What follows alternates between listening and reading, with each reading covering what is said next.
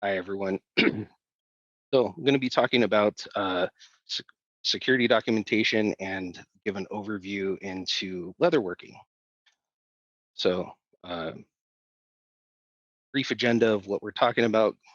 Who am I? Knowing the target audience of this talk, why documentation? Um, you know, what made me think that, yeah, I think everybody would love to hear about documentation. I know I think party when I hear documentation.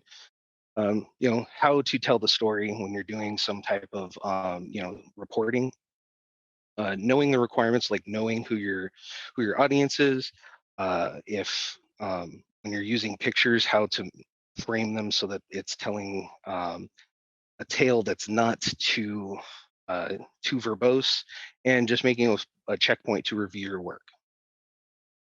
So the obligatory who am I slide. I've been with the Western Regional CCDC for 10 years. I will go into that in a little bit. Uh, it's uh, it's a cybersecurity competition where college students get attacked by professional red teamers. I was on the blue team, and then I've been the lead of the scoring team since 2016. In my security profession, I've been doing endpoint engineering, vulnerability management, and I'm currently a senior cyber intelligence analyst. Um, and been a hacker way longer than that, but I've been being a goon for DEF CON for the last 5 years. So overall, the target audience of this is for SOC analysts and for like threat intelligence. That's what I do in my day-to-day role, and just trying to make sure that that's the intended audience, and just know that this can apply for anyone, but the main focus for myself is um, the SOC analysts and threat intelligence. So why documentation, right? Documentation is pretty important. Nobody really enjoys doing it. And, in my own experience with, and I apologize to the folks who are doing the captioning for this. I mentioned earlier, it's the CCDC, it's the Collegiate Cyber Defense Competition.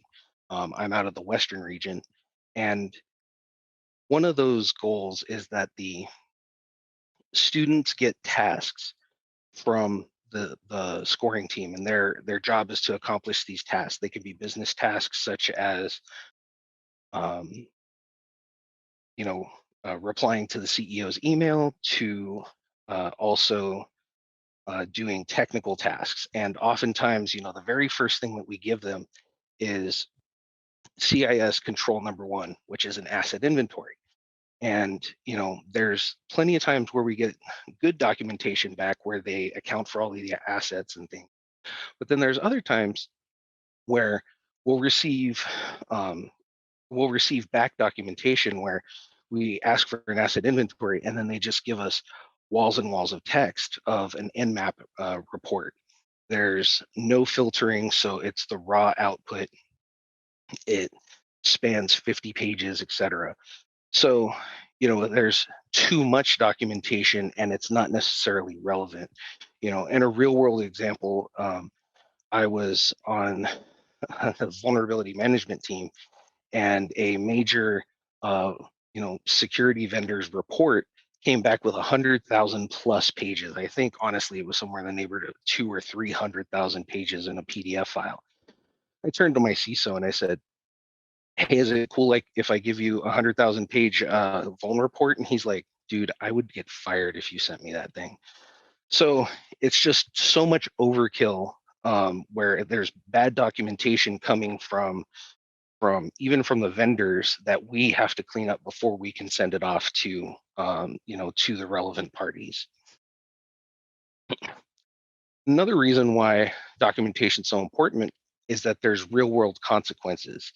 So, if you're documenting an incident and you see that some malware executed, or even, you see a user doing some malicious things, and you have to write it up, those findings can go to HR, they can go to legal, they can go to the authorities, depending on how bad the incident is. So, there's definitely some real world connotations where what we provide will be used in a context that's not our intended audience. So it needs to be clear and it needs to be concise. When you're telling the story, you have to realize that security is basically just knowing what's normal and being able to explain why it's deviant.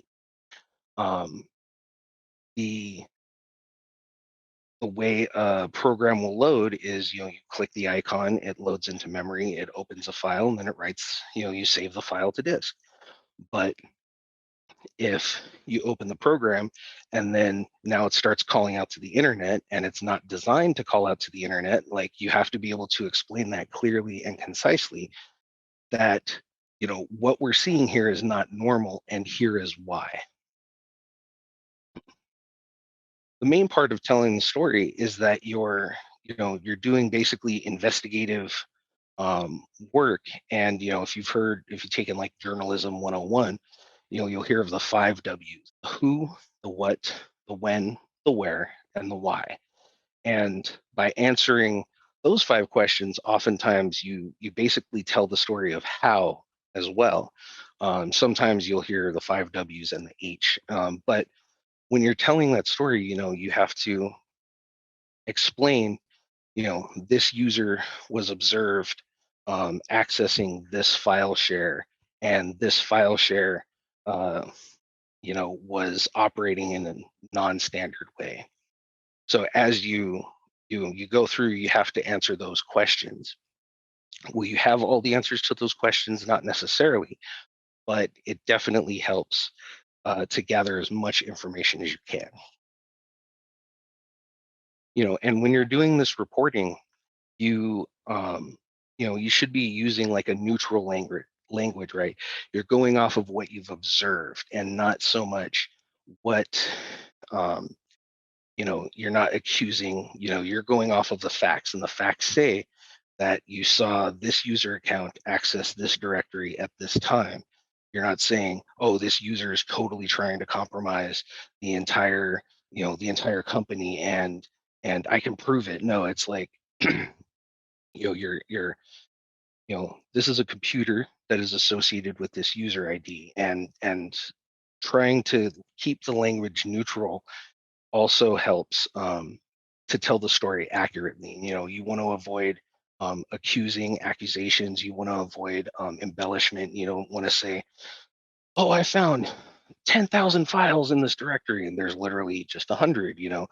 And you don't want to speculate either. Well, you know it's obvious that he was doing this. Like, no, there's real no obvious answer. You want to go off of and stick with basically the facts that you are observing. So when you're writing, it's this technical writing where you're going to need to put in details, IP addresses, file hashes, uh, crazy commands that you're seeing, observing. And so with that, you have to know that your audience may not be in that same boat with you. They may not have that same level of understanding. So you have to take a few extra steps to explain and say, this is bad because um, when this was observed, these things happened, and here's another, just like this is because of X, Y, or Z happening. You want to make it a point to include the technical details, but you might also have to rephrase it and restate it so that it's clear. The one key thing is, know your audience rather. So are you addressing, fellow analysts or engineers, or are you addressing your C-suite? Where I'm currently at, the CISO has worked through the entire ranks, so they want the technical detail when we tell them, a file hash was observed and seeing malware executing on this specific port on this specific protocol. But Other folks may not, and they may not understand at all what you're talking about. So you really have to try to understand who's asking the question, what type of information are you trying to convey to the right audience. So one thing about screenshots is that they're great. They tell so much. The whole adage of if a picture is worth 1,000 words, right? But when you're including a screenshot, are you able to tell the picture, or understand what the picture's trying to say? So I grabbed this example because I knew it was cluttered, right? But if you take a moment, can you find Steam? Can you find the logo for Handbrake in there? Right. So let me go ahead and try to clarify that and show you, right? So with this, they're still there. I've obfuscated the rest of the background so that I've blurred out everything that's not Steam and Handbrake, but it's still a bit of a challenge. So now here, it was right there. So when you're working with screenshots and you're trying to include that as part of your documentation, you want to make sure to like crop down and emphasize specific things, right? The relevant detail. Um, you see a command running and you see these files on the disk, then if there's a screenshot where it's just this massive wall of text, do you really need every single thing on that screenshot? Can you crop out sections and only highlight what's really telling the story, what's really relevant to the story? So this is an example of the IPFS protocol. And so I just took this screenshot and tried to emphasize, like, I highlighted that the documents docs.ipfs.io site does show that there's a browser companion available. And just, with this screenshot, it's being able to convey, like, you can just click here, and now you can find whatever it is you need on this, or, with this specific page. So just being able to crop things down a little bit and just highlight and emphasize. You can definitely go too crazy with adding annotations to screenshots as well. So just be mindful of only highlight the relevant details. So the other thing with this is to make sure that you are reviewing your work, right? Get a second opinion, have a peer take a look at it and say, I wrote up this report. Can you just take a few minutes and read this over for me? That says a lot, because there have been plenty of times where I wrote something, I thought it was beautiful, and I was getting ready to hit send, and then I was like, hey, let me ask my coworker. They looked it over, and now it was, ooh, this sentence just doesn't make any sense. What do you mean by this? And then I'd revise the sentence and send it over, and then I finally look like that cute puppy there and say, well, okay, says it looks good. All right, I'm happy.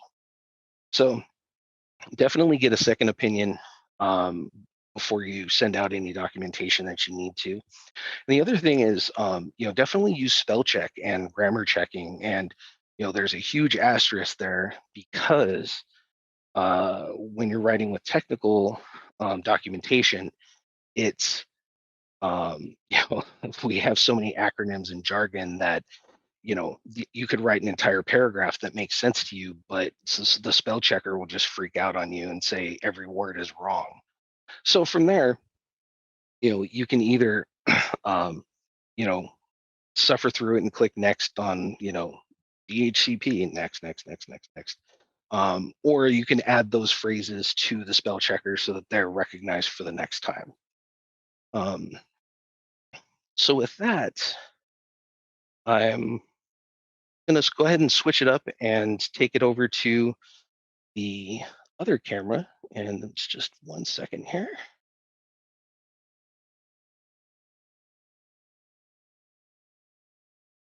Great. Turn on my other light here so we can see some things. All right, switching gears altogether. So who am I? I'm still Tim. what are we going to talk about? We're going to talk about leatherworking and how I got into it, just some of the qualities of leatherworking or leather, how you can recognize good leather, bad leather, some of the tools, techniques, and procedures that are used in leatherworking. And I'm not sorry for that pun. So for this, I was introduced to leatherworking through the Crucible. It's an industrial art school based out of Oakland, California. And I took two classes. One was like an introductory course, and that was in 2017. And then I took like their follow-on, level 2. And for that, this was something that I had made during the leatherworking 1 course, where it's a small bag.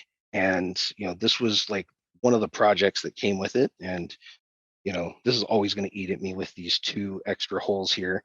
But they're hidden on the front. So there's bags that I've made. There's coasters that I've made, where this is the Los Angeles Kings hockey logo. I've got another coaster here where I've got a flower, and you see the contours in here, and that is some of the tools, which I'll show you how to make some of those contours. This one's a prototype of a shoe/slipper that I've made. It's like has lining on the top, where the lining, so you put your foot in, it's not just a solid raw piece of leather. So that's a sample that I've made there. All right, so now talking about sizes and shapes of leather. You have to picture this is a cow, and oftentimes, cow, it also comes in goat and sheep, etc. But the most common is cow, and it's when they take the skin off of the animal, you have the different sizes. So you would have a whole hide that you can purchase. You have a side where they just give you half of it. The portion from the top forward is for the double shoulder, and that's again from the hoof all the way around the animal to the other end of the hoof. Then you also have single shoulders, bends, double bends, which is more of like the stomach or the back area. You have the belly, and then you also have the single butt. I just wanted to say single butt. Okay. Next up. So now this is where we talk about the qualities of leather and how you can recognize different types. So when we're talking about chrome tan leather is already finished and it's pretty soft. And what the tanning process is um, the leather is rubbed with salt to dry it out so that any extra liquid and moisture in it is taken out, so that the so that the leather doesn't like rot from all this excess moisture. So chrome tan is typically soft and flexible. This is a piece here, really thin, and it also comes in an array of colors. They tend to do the tanning and the color at the same time. So again, fairly flexible, fairly thin. Then when you're talking leatherworking, it's typically what we're talking about here is vegetable tan. So they take um, materials from tree bark and things like that, and those are used to dry the leather so that it will extract all of the moisture out. Now this piece is pretty nice. It is and also when you hear vegetable tan, it's typically comes with this natural color, and this has the ability to be dyed.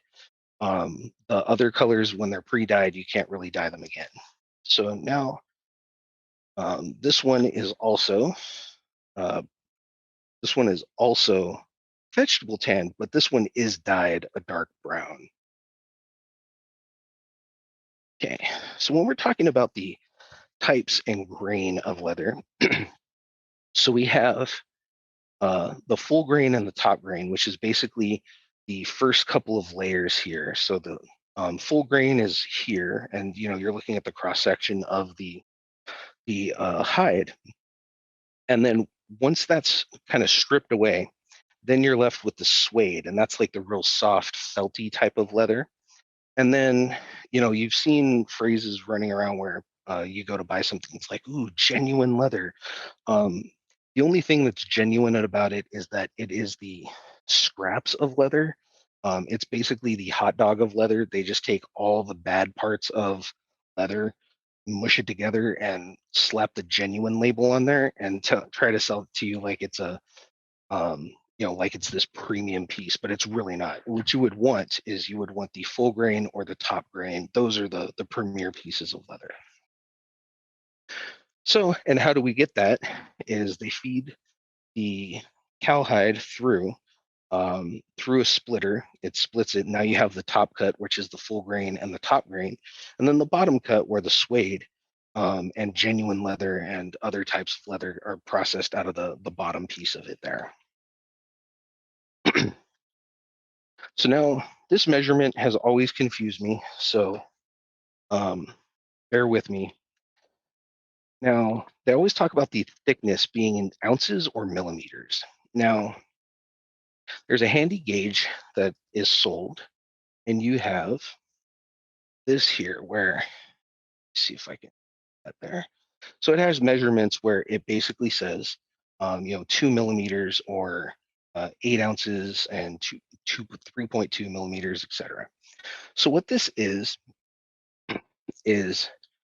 once the leather is split to 1/64th of an inch, I believe, then they weigh it, and 1/64th of an inch for an entire hide is supposed to be an ounce, I guess, but it's really confusing. I genuinely don't know. Um, Look, it's fine. So I'm just gonna skip that, but in North America, they all refer to it as ounces. Everybody else does the same measurement of millimeters. All right. So now tools. There are so many tools when it comes to leatherwork. And when you're doing leatherworking, right? And you thought security was bad with the amount of tools. So this is just a little reference chart for all of the SKUs that are available for some of the tools that I'm going to show.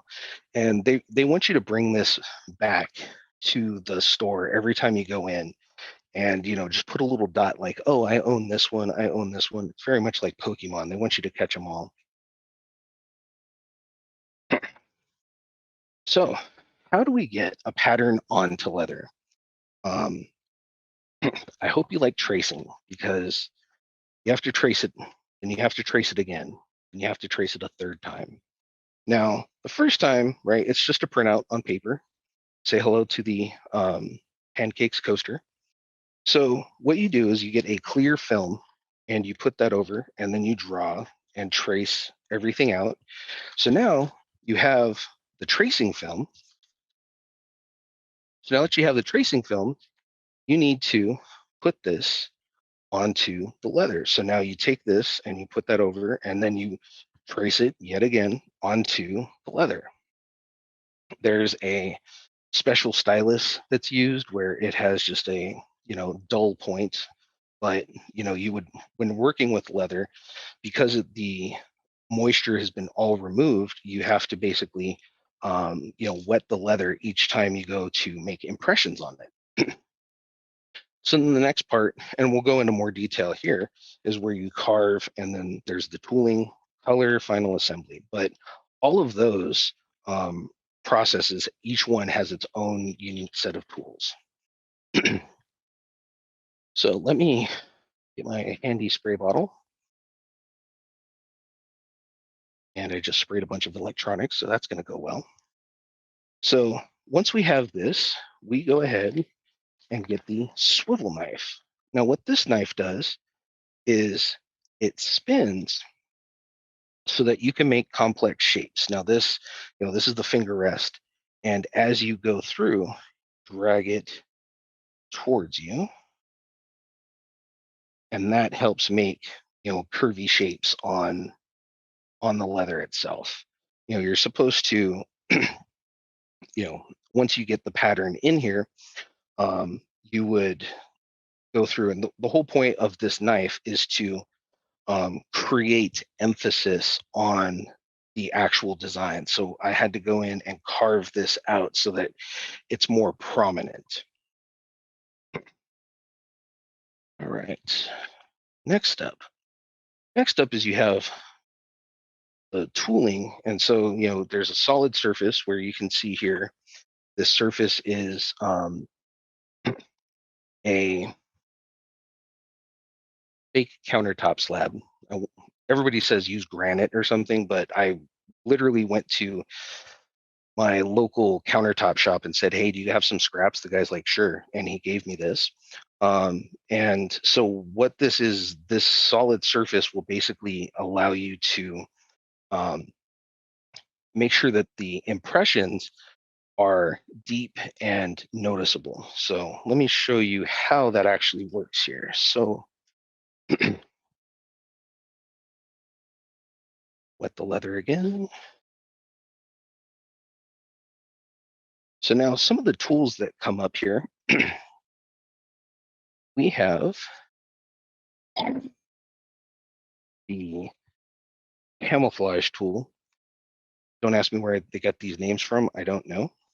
But this is the camouflage tool. And what this does is there's going to be a bit of a shaky cam here. So please look away if you're sensitive. I'll let you know when it's safe. Okay.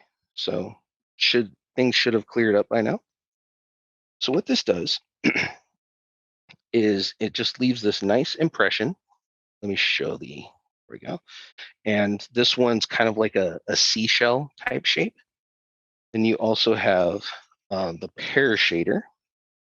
The pear shader kind of allows you to do contours around things. So let me see if I could do this. And there's going to be some more shaky cam here, folks. So that's the pear shader. As you can see, that makes this nice little contour where it's just pressing in the leather just a little bit there. Next up is the beveler. And what this does is it kind of allows at a slant. It allows it to go in at a slant. And all of this is the whole purpose of all of these. Sorry, shaky cam. Purpose of all of these is to just add like 3D layering to the leather when you're doing some of that. So, this goes in and does like this nice solid, it leaves it so that it's in straight down on this side, but then it goes in at this nice smooth bevel on that side. So the next tool that we have is the veiner. And what this does, some more shaky cam. Very similar, where it just does this nice, you know, grooved pattern. And then this can be used if you do it back and forth. What this can do is make various shapes, like borders and such. So here's the shaky cam one more time. So it's not good, fine. And you take a little bit more time. I'm feeling slightly rushed. You can line these up a little bit better to make like a nice smooth curve. So then the last tool that we have is the second to last. We have the cedar, and this does just basic dots. And if you're making a flower type pattern, the dot will basically can be kind of like the center of the flowers. So let me go ahead and do shaky cam again. If you go too hard, you can actually punch through the leather altogether. Hey, that rhymed. So, so now the next piece is backgrounder. And what this does is it creates a nice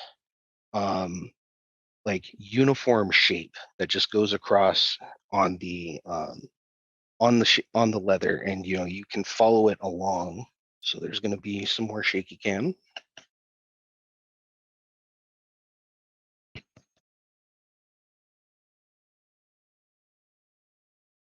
Not my best work. So here, as you can see, it does this nice. See if I can make that a little bit better. So it adds like a nice impression on there while it's like depressing the leather down. So next up is cutting. And the most common way is a utility knife. Any utility knife will do. The main thing is to make sure that it is sharp. They always need to be sharp. Leather is very tough to cut through. And when you're doing cuts, you would do cuts that's light, and just keep making multiple passes through it until you actually cut all the way through. So this, I don't know who saw my tweet beforehand. This guy is the strap cutter. And what this does is you select the various measurements here. Right now it's currently set to 1 inch. And you would tighten this down. And what this does is this can make a solid, like straight line. That's its sole purpose in life. So you would feed this through, and there's a small razor blade right here. And what that razor blade does is just slices right through.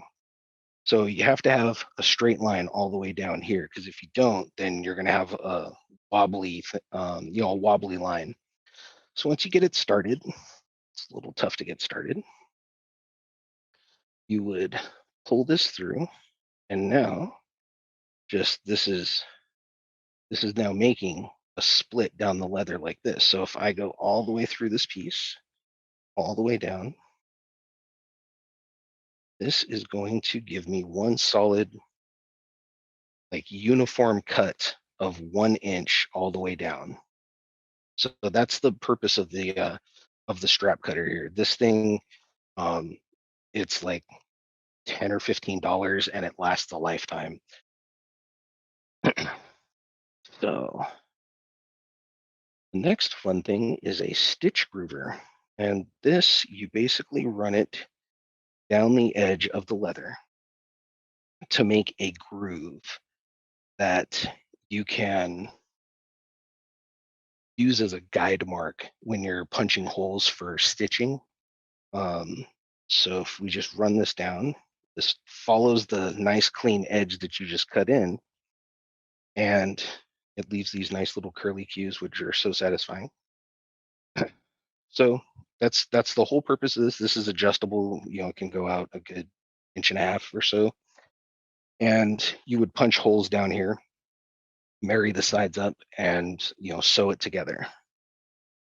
So then now we've got some skiving knives. Now these are scary, and what we have is, this one is a Japanese style. That's what they call the Japanese style skiving knife. And the whole point of this is to shave the leather down so that it can be go to a tapered point. And so I'm just going to do a real small section here. And I'm working with live tools, so please excuse me if I'm not speaking. I don't want to slice my fingers off. These guys are extremely sharp. As you can see, I just gouge it into the paper here. So if you'll notice, right, this, this just shave this nice little portion off right here. And so now it's coming to this tapered point. And knives need to be closed up, otherwise you get injuries. So this is another style of skiving tool, and it just has a razor blade here. And same thing, a similar principle. It's just this one's more awkward to work through. Oh no, the one time it wants to work right. So yeah, you would just kind of slowly shave the leather. And this one's a lot harder to control than the other one, so I prefer the Japanese style personally. All right, so now that we have made a mess, that just goes everywhere. Tim, I got to jump in with questions to close this Sure, out. I'm sorry. no problem. I was just wrapping up because oh look, I'm out of time. Have you ever done any work with myco leather, which is made from mushrooms? I have not, no. Is there any need to replace the blade on the strap cutter?